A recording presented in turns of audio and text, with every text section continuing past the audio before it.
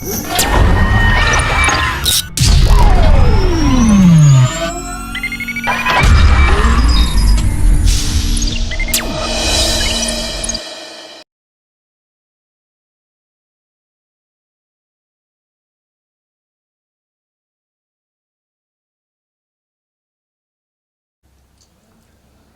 afternoon, my dear students. I welcome you to my video class. Today, we are going to discuss about the photoreceptor eye and the mechanism of vision.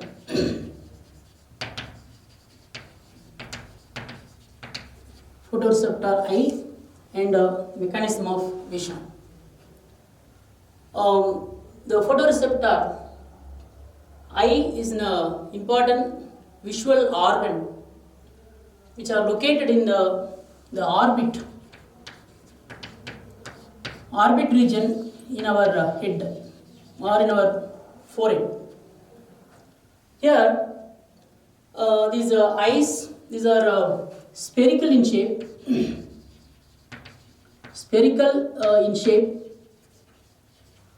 and these are supported by the 6 intrinsic and eccentric muscles, and the accessory structures that is present in the eye are the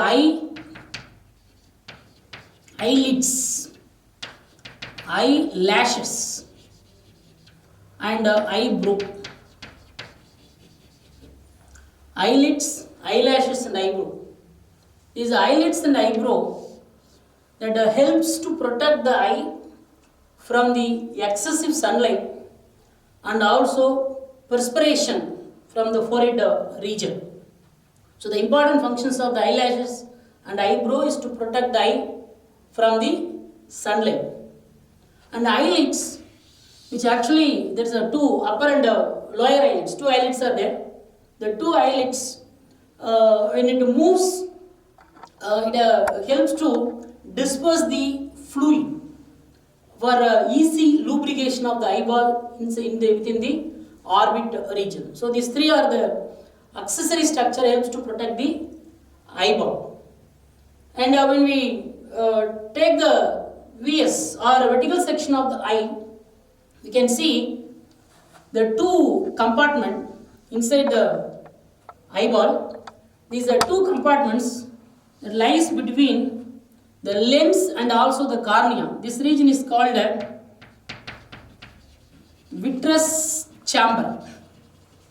This is called a vitreous chamber filled with fluid called a vitreous fluid.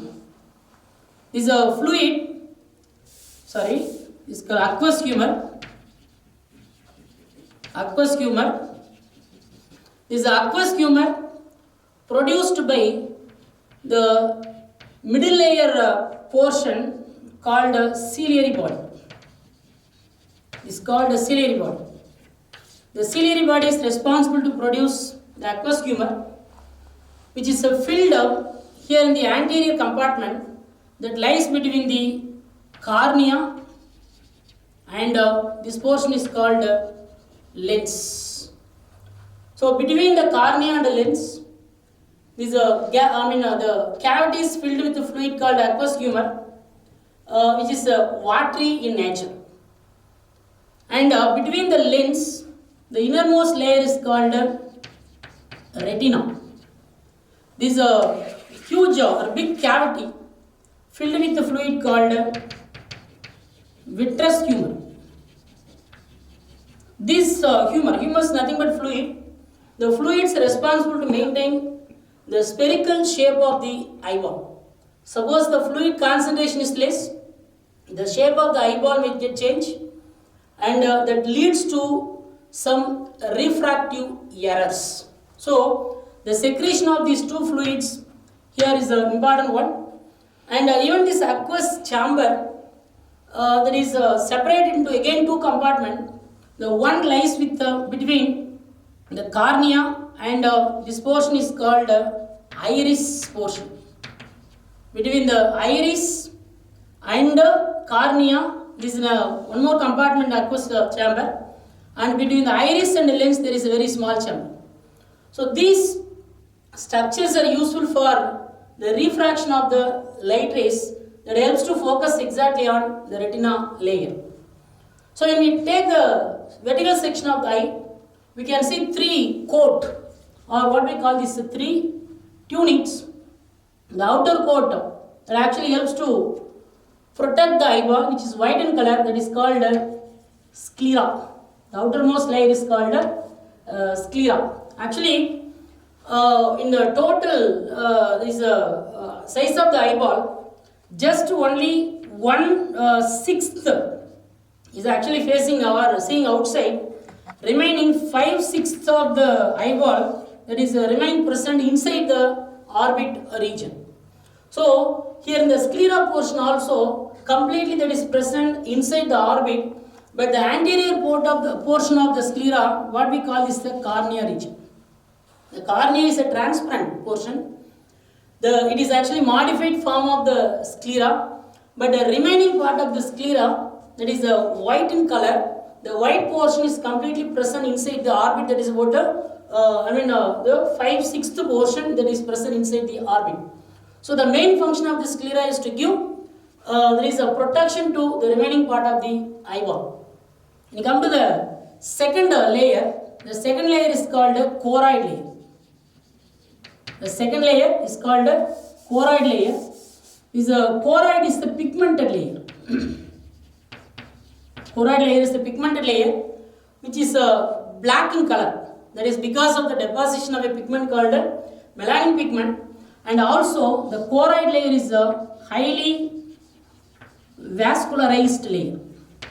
Vascularized means that is supplied with more blood vessels, so that these remaining layers is easily able to get oxygen as well as nutrients only from the choroid layer.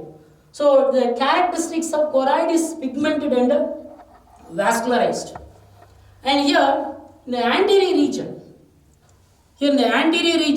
the choroid layer that is forming a circular structure just in front of the lens. This portion is called iris region. And in the middle region of the iris, there is a small gap that is called pupil. That region is called pupil. So when we see that in the anterior view, suppose if you see the white portion of the eye, imagine here this portion is imagine is an iris, and the middle portion of the iris is called a pupil, and this pupil is nothing but a space, a small gap or space which is present in the middle of the iris region. When the light rays refracted through the cornea, the reaching is through cornea as well as the aqueous humor, here the light enters through this pupil region. Here the light is not actually refracted, it is actually passing through the space and reaching the anterior most part of the lens. And the size of the opening or size of the pupil, that is determined by the two sets of muscles which are present in the iris region. One is actually that is called sphincter. It's called a sphincter papillae.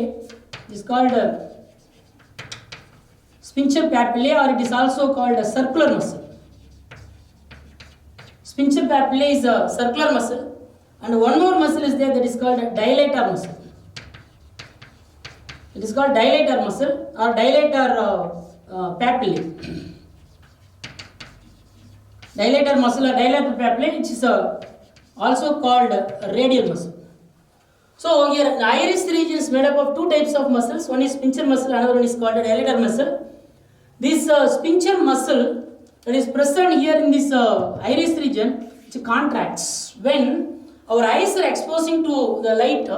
This sphincter muscle contract, the size of the pupil is getting reduced. So the amount of light enters through the pupil is minimized or reduced. That is because of this sphincter papillae or circular muscle.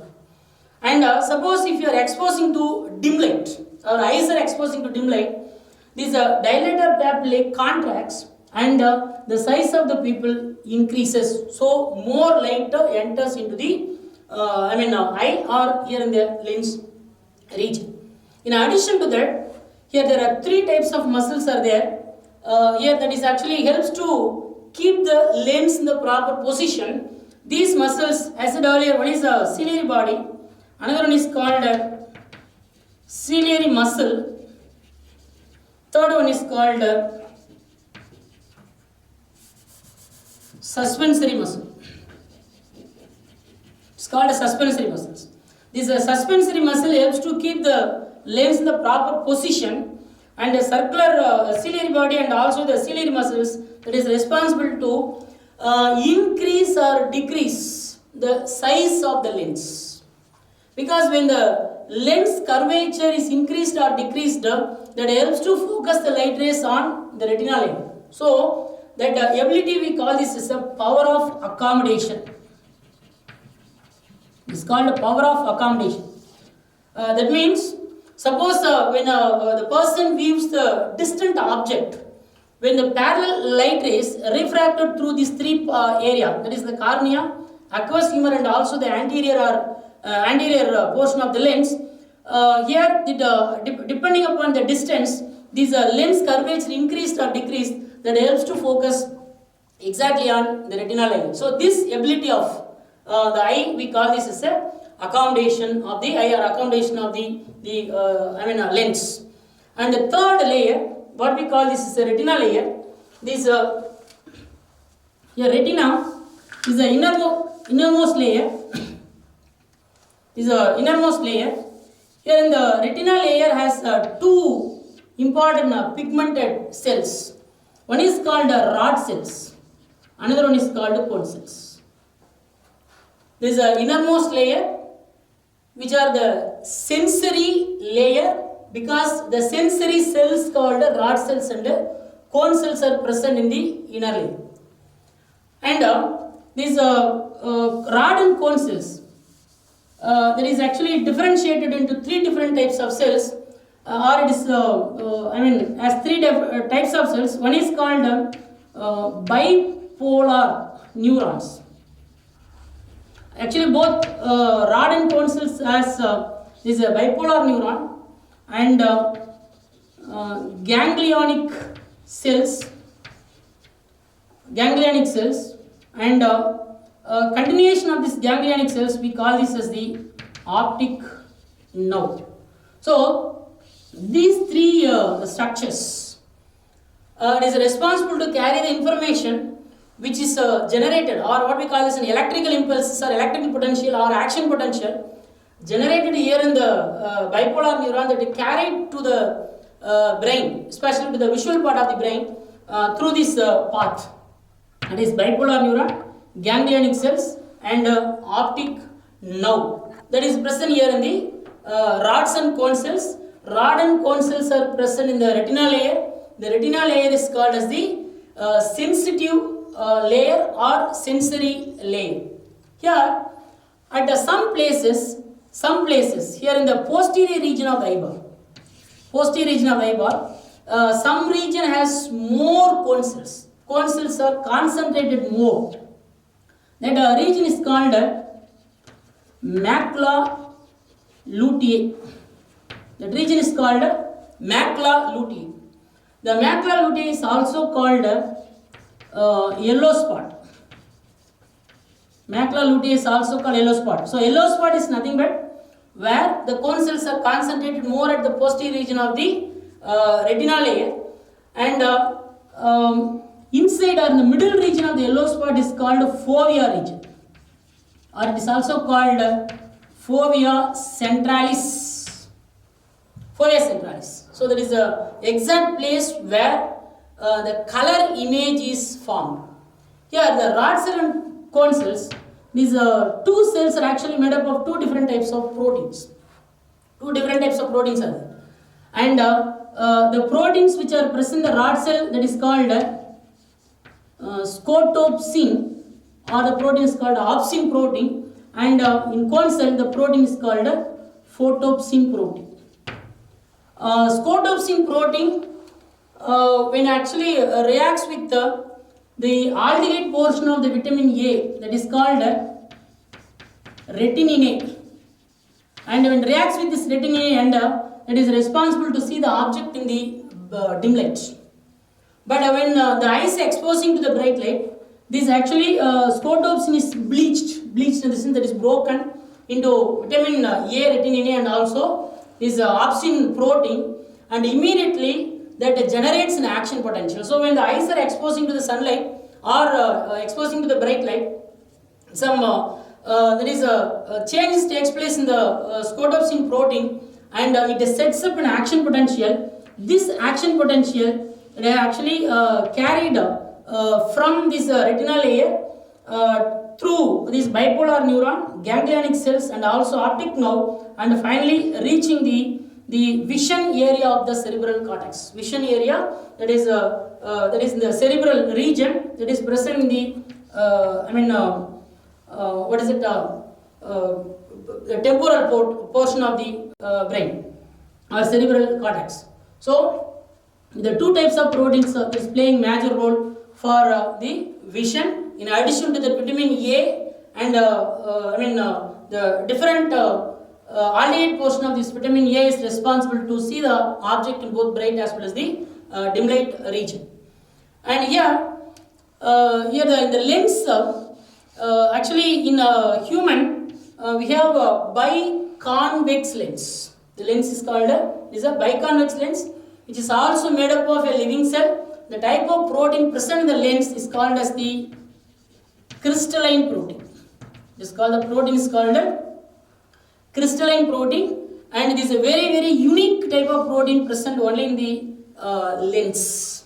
Right? So in the light rays actually refracted through all this path and responsible for the generating action potential.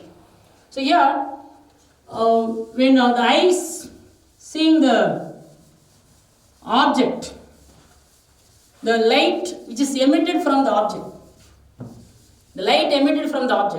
the parallel light rays that are actually reaching the outermost layer of sclera, here in the anterior region is called as the cornea layer, and depending upon the amount of the light, here the pupil region, here in this the opening, that is the path that is increased or decreased, and the light rays reaching the lens, here in the lens.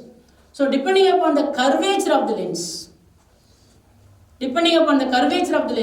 the light rays that actually it is directly which is transmitted towards the cornea, retinal layer, or if the curvature is actually more or less, suppose the lens is very thin, the light rays which is focused here, they fall either exactly on the retina or in front of the retina or rear region of the retina, or what we call as behind the retinal layer. So everything, the focusing light which falls on the retina is depending upon here the outer, anterior most part of the eye called the cornea, and also here the anterior most part of the lens, here the curvature of the lens. So during the formation of the image or during mechanism of vision, the light rays are refracted here, and when it is falling here in this portion, generate the action potential, or action potential is nothing but the impulses generated, the impulses transmitted through the optic nerve and reaching the cerebral cortex. And in this particular location or in the particular place where the optic nerve emerge out, in this particular place there is the rod cell and also cone cells. The rods and cones are absent. Where the optic nerve that is formed at the posterior end of the eyeball, this portion we call this as the blind spot region. It is called a blind spot, where both the rod cell and the cone cells are absent, so that during bright light as well as the dim light, even the light rays falls in the particular place, the person is not able to see any object because of the absence of both the rod cell and the cone cells. And During dim light, only the extrafoveal region. Fovea is a yellow spot region where cone cells are concentrated. But in extrafoveal region, the rod cells are functions, and to see the object in dim light at different shades of grey color. When we see the object in the dim light, you can see only the different shades of grey, not black or dark, right? And finally, the visual perception that takes place in the that is cerebral cortex. And next one is the errors of refraction. It's called, it's not a actually disease, it's not a disease. Errors of refraction, that is because of changes takes place in the protein portion of the both cornea as well as the lens, that is responsible to see, to cause some kinds of problem in the eye. So here there are 4 different types of these errors occurs in the human eye. One is called myopia. Myopia is also called short sightedness. It's called short sightedness. Second one, hypermetropia. Hypermetropia is called long sightedness. Long sightedness. Third one, presbyopia. And fourth one, astigmatism. Astigmatism is the 4 the errors normally occurs in human, but the eye diseases are different. Eye infections are different. This we call as errors, because errors can be corrected by using the different kinds of lenses to focus the object exactly on the retinal area. So in the case of myopia, the myopia occurs due to one is elongated eyeball. The first reason is the elongated eyeball. Second reason, the curvature of the lens. Curvature of the lens is more. The curvature of the lens is more. So these are the 2 reasons for the problem that occurs here in the human eye. We call this as a myopia. So in the case of myopia or short-sightedness, the person is able to see the near objects clearly, and the person unable to see the distant object clear. So you can see the near object clearly. So in the case of myopia, so the eyeball is elongated like this. It is elongated, and the lens, the curvature is a normal convex lens. But in the case of myopia, the curvature, especially in the anterior region, is maybe more. The curvature is more like this, or the eyeball is elongated. Here is imagine the optic nerve and others. Here is the cornea. Because of more curvature, if the person sees the near object, the light rays focused on the lens, and this may fall exactly on the retinal area. But if the person see the distant object, when the light rays come from far away, here the light rays, because of more curvature here in the anterior region, the light rays actually focused in front of the retina. So when the light rays fall in front of the retina, here there is no rod or cone cells, so the person unable to see the object very clearly, right? So you can see the object very clearly only the near one, and the far objects cannot be seen by the person because the light rays fall in front of the retina. At this particular place there is no rod or cone cells, so only the fluid is present called a vitreous humor. Suppose in this case, because we cannot change the shape of the eyeball, it's not possible. It's not possible. So instead we can place a lens in front of the cornea. Right? Lens or glass or specs we can place in front of the cornea. Normally to correct the myopia or short-sightedness, the lens is used that is called biconcave lens. So biconcave lens.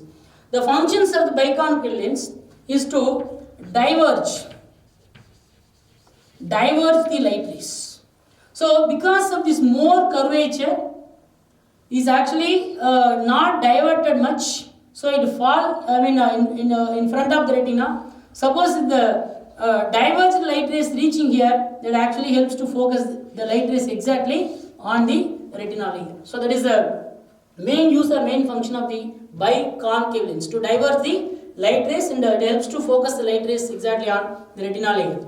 So this disease we call this as the myopia or short-sightedness. So the type of lens used to correct this defect, we call this as a biconcave lens. And hypermetropia, the person able to see the objects from long distance clearly. A far away object can be seen by the person clearly, but the near objects cannot be seen by the person clearly. So this defect we call this as a hypermetropia. In the case of hypermetropia, the eyeball is more spherical. It's not elongated, more spherical, and the lens is become very thin. Lens become thin. The main function of the lens is to bend the light rays. But when it's become very thin, the parallel light rays come from the object, right? Parallel light rays come from the object that falls beyond the retina. So again, beyond the retina. So where the parallel light rays meets, that image is actually formed. If it meets exactly here in the sensory layer or in the retinal layer, the person can see the object clearly. But the image is the action potential generated and carried to the brain. But here, when the light rays actually meets here beyond the retinal layer, and there is no any cells to generate the action potential. So here in this case, the person can see the distant object clearly, and if the person see the near object, that that actually falls behind the retinal layer. So this problem can be corrected by using the lens called a biconvex lens. The lens called a biconvex lens. So the main function of the biconvex lens is to converge the light rays. So even the person has the problem. If the person use the biconvex lens, that helps to convert the light rays and fall here exactly on the retinal layer. So this is another defect, that is because of the lens become too thin, or the eyeball is not elongated or more spherical in shape. And third problem, that is related with aging, that is called presbyopia. This problem occurs because of aging. So I said the type of protein present in the lens, what we call is a crystalline protein. The crystalline protein may get coagulated. Or some changes may take place in the protein which is present in the lens, and due to that the lens lost the plasticity, and also it lost the power of accommodation. Okay, the power of accommodation is actually lost. So increasing or decreasing the curvature of the lens, that is minimized or reduced in the case of presbyopia. So the person is not able to see the objects very clearly. It is related with the aging due to coagulation of the protein which is present in the lens, and for reading purpose, the persons can use the convex lens. The person can use convex lens for reading. And astigmatism is another problem. That is actually here in the anterior cornea region, anterior cornea, or in the anterior part of the lens. In this region, the shape of this cornea or shape of the lens may get altered. So astigmatism occurs due to irregular shape of the cornea and the lens. Irregular shape of the cornea and the lens. So because of the irregular shape, for example, if you see this, if the cornea is here and the lens is here, Here the surface is not uniform. The surface is actually due to deficiency of nutrients and other causes, or due to injury and various reason. If the curvature of this cornea and the curvature of the lens is not actually smooth, the light rays which fall here, part of the light rays may refracted more.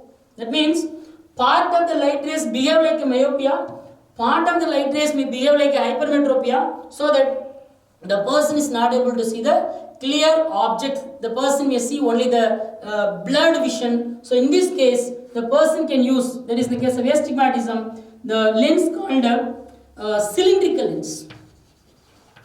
The name of the lens, the shape of the lens, that is cylindrical lens or varied curvature.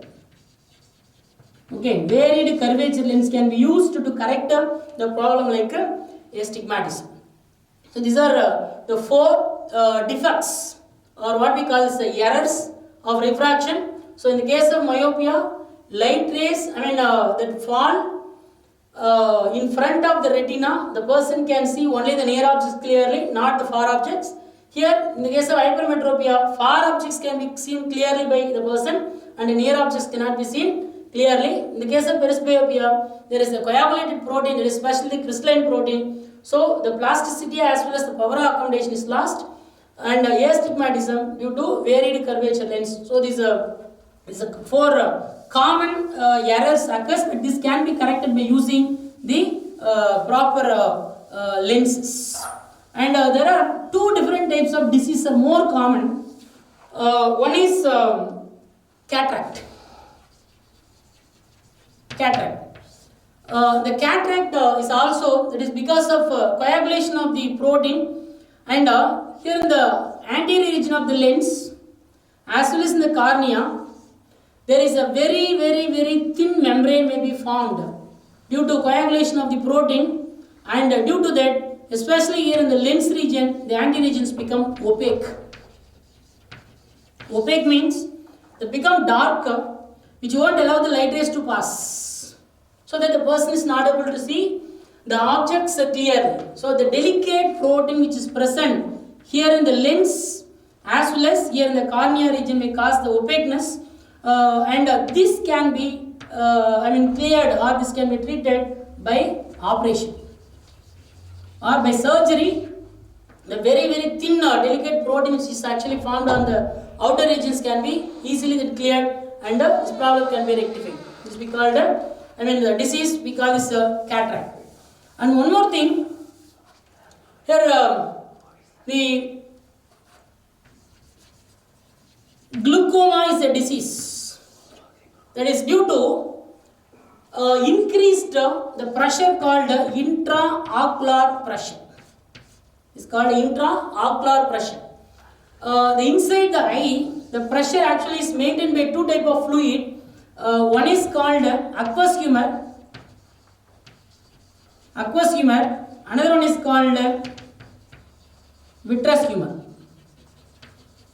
Vitreous humor and aqueous humor. These two are responsible to maintain there is the intraocular pressure.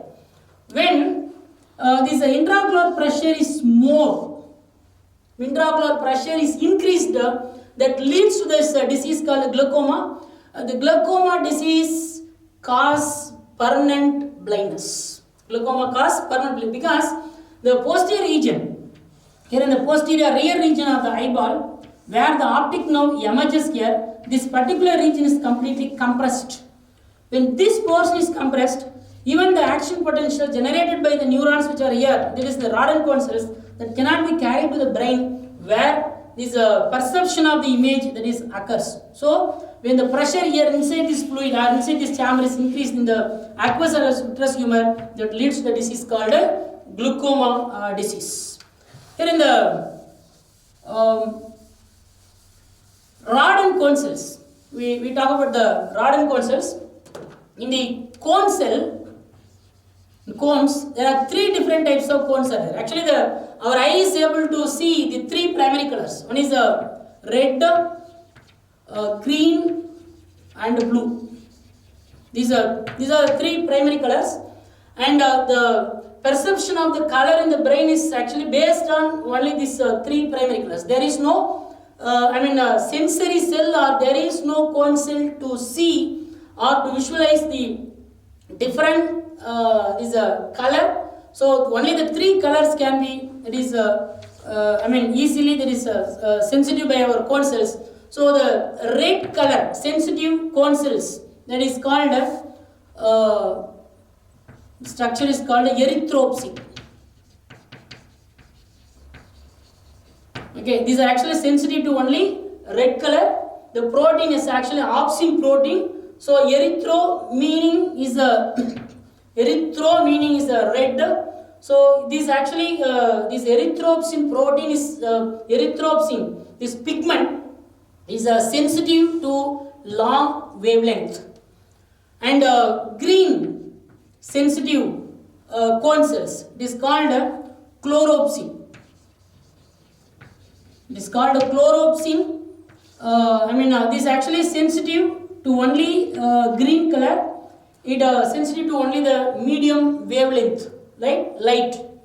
And blue, these cone cells that contains blue color the pigment, we call this cyanopsin. Okay, cyanopsin. Cyanopsin for this sensitive to only blue color, and the sensitive to only the short wavelength light. So these three special type of this sensitive pigments are present. These pigments are responsible for the cone cell to see the different color, that is the three primary colors, and also cone cells are responsible to see the object in bright light. So it has two functions, but a rod cell helps to see the object only in the dim light, not in the bright light, because rod cells are broken. Not rod cells, that is the scotopsin protein is broken when the eyes are exposing to the light rays. Before we see this mechanism of vision, you remember first the structure of the eye, especially the rod and cone cell which is present in the retinal layer, then how the image is formed. That is in what are the regions the refractive process takes place, and how the image is formed in the rod and cone cells, that is carried through the optic nerve, and finally reaching the cerebral cortex regions where the image is actually formed. So thank you all. You go through my videos, and you refer the book also. And one more thing, the cornea layer is an entrance point of question.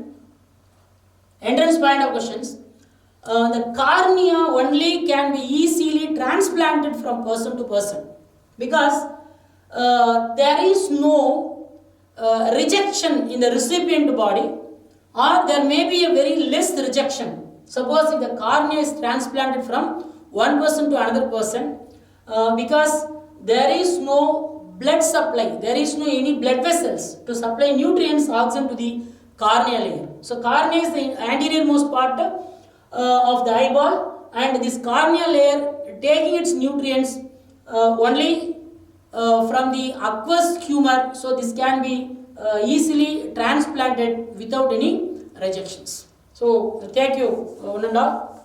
I will meet in another class. Thank you.